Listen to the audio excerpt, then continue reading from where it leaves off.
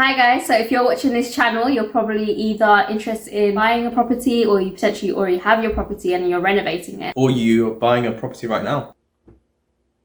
That's what I said. And on this channel, we renovate properties and we show you our day-to-day experiences of our good. We sold the property for £152,000. That is a profit of 25k. And our bad experiences.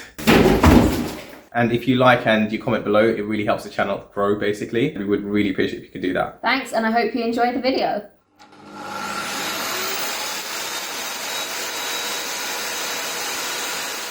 So in this part of the video, I'll be showing you how to cut kitchen worktop. So the two main things I'm using is a circular saw and a router.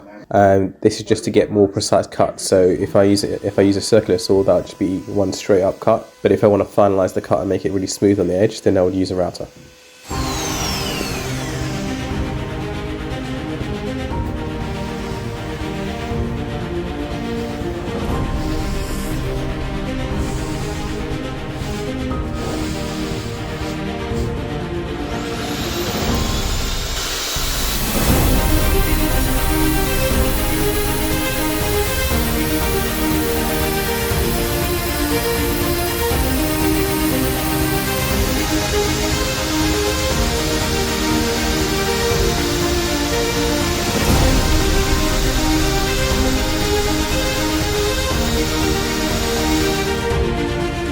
So as you can see in the video, I've dry fitted all the worktop pieces and I've placed them on top of the units just to see how it sits in its final position.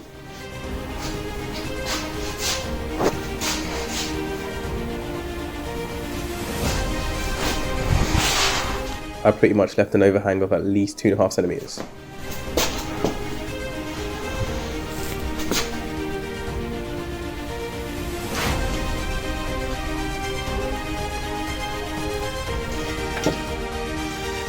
Here's a quick clip to how to use a core drill bit.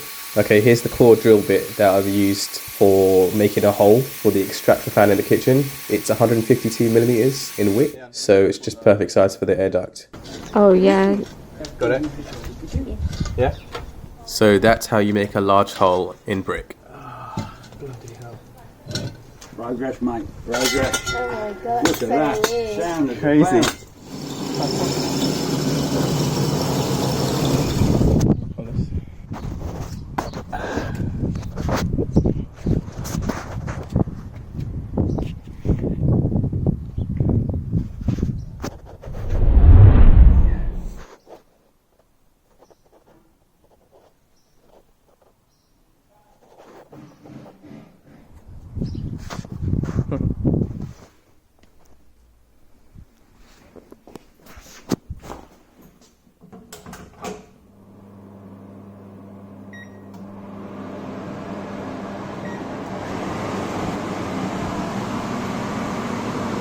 So here is our black kitchen composite sink. Be careful when you're buying these because you can get a lot of copy fakes out there that are not as good, and you'll know when you kind of get them. So just make sure you spend a little bit of money, at least 150 to 200 pounds at least. So one big question that people do ask is how to install kitchen cabinets fast. You've got to plan a lot and you've got to measure thoroughly before, during and after. You've got to measure things like 10 times, well that's what I do anyway, and then it kind of makes the whole process pretty smooth.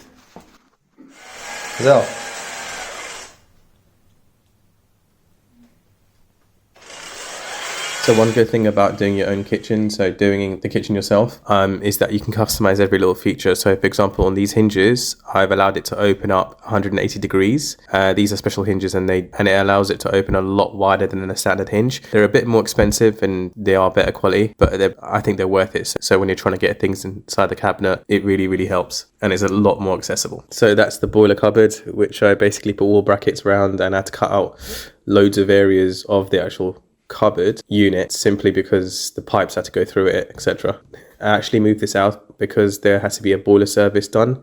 So for the final cut video, it probably won't be on the boiler itself. So just keep that in mind. All drawers and all cupboard doors are soft close and it's pretty much handleless as well. Yeah, please remember, if you guys got any questions, then please just comment on the comment section below and I'll just respond to you within 24 hours. So with Zenith Worktop, which is what I'm using in this video, You could use basically a silicone, or you could use a glue like Gorilla Glue. It doesn't really matter. I pretty much used all the leftover glues I had.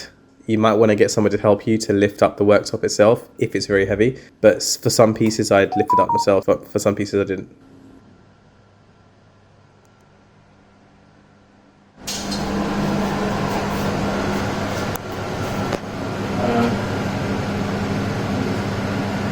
It makes the thing fast before it doesn't contact. Quick sound. In this part of the video, I'm basically using epoxy resin, which is used to join things permanently. And I'm using it to join the pieces of worktop together. So all the individual pieces are going to be joined together. As you can see in the video, I've used steel brackets, so corner steel brackets that I got from Amazon. I can put a link in the description as well for those. And I've used one steel bracket that goes across the whole sink area because there's a lot of cutting to do in the area, so it weakened the carcasses, which is like 5mm thick all the way across.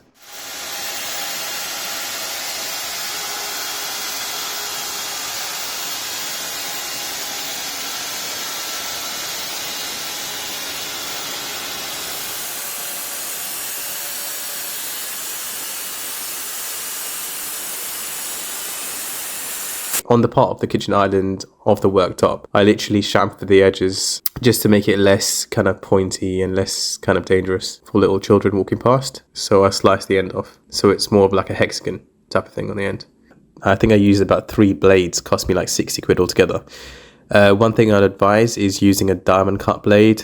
You'll just have to spend less money overall, I think.